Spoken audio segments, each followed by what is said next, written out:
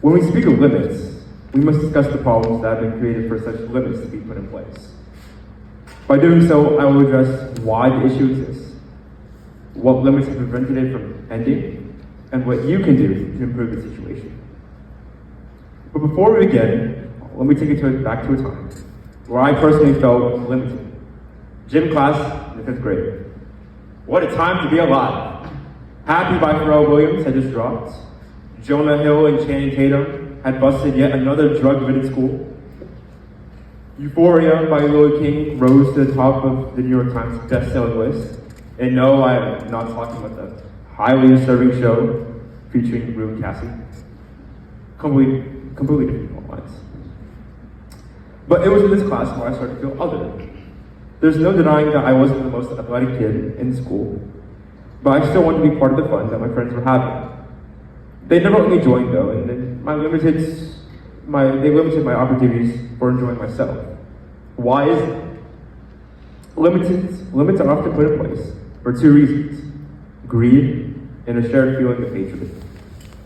These tactics are often used on a much larger scale, and for more complex issues than my 11-year-old self wanting to be involved in Foursquare could ever know. And you'll see how as I discuss climate change, healthcare, and immigration. Let's begin with climate change. Now, we've all heard about the commotion about this matter.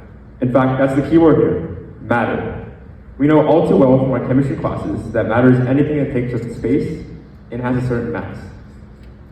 However, the matter I speak of are the greenhouse gases that have exponentially grown in quantity over the past century, which can be easily attributed to the rise of automobile production and the continued reliance on technology that require the burning fuels that generate these gases. One of these gases is carbon dioxide, most notably known for being the gas that we release as we exhale.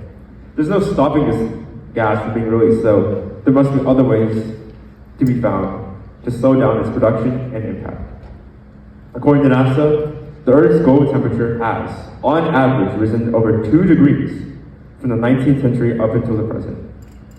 While this may not seem to be a drastic change, even the slightest change in the average global temperature affects all wildlife, including us. Crops experience declines in production, aquatic animals have to constantly adapt to hotter environments, and species that live near the ice caps lose their homes. And this change doesn't seem to be slowing down anytime soon, as 2020 was the hottest year ever recorded in human history. Yet there are those that continue to deny that climate change is the reality, that the science isn't valid, or there is no need to panic if it can't affect us right now. These are just some of the limits that prevent solutions from ending a climate crisis, and it's time that we take matters into our own hands. So, how do we do this? We can start with the simple solutions you've heard multiple times. If you're carpooling with many people, try taking the bus instead of going in several cars. If possible, ride a bike to work. And when you think about purchasing appliances for your home, consider one that relies on electricity rather than gas. These choices have a positive effect for all, and will always be a constant source of improvement. But to be more effective, we must come up with more innovative ideas, and these include utilizing drones to drop seeds from high above, so that they grow at an exponential rate and offset the amount of carbon dioxide in the atmosphere with the production of oxygen. Relying on enzymes that can be put into bacteria that will allow them to eat plastic to reduce the amount of pollution in our wildlife. And recreating the effects of a volcanic eruption, which is highly beneficial because of how the volcanic ash reflects the sun rays away from the atmosphere, effectively cooling down the earth. It is my hope that not only does my generation take this matter seriously, but the past and the future generations process and fully understand the gravity of the situation so that humankind can live without the worry of whether they have a place to call home. I wasn't always excluded from the gym in 5th grade because of who I was or what I looked like. I remember feeling a sharp pain on the right side of my lower abdomen and noticing that this wasn't like any other stomachache I've had before. I still went to school that day because I was looking forward to flexing my skills with the patient test I had that day. That sound still haunts me to this day. This test will begin on the word start. On your mark, get ready, start. However, I found myself having to get up and going to the bathroom many times with stuff coming out both ends. I reached a point where my mother was called by a teacher and I was swiftly driven to a hospital. After some tests, I was diagnosed with appendicitis and I had to have immediate surgery to get rid of my appendix. I remember waking up and seeing my mother crying, trying to force me to lie down and not to move because she couldn't possibly see me in pain. I turned around trying to look at my dad, and when I did, I saw him silently weeping.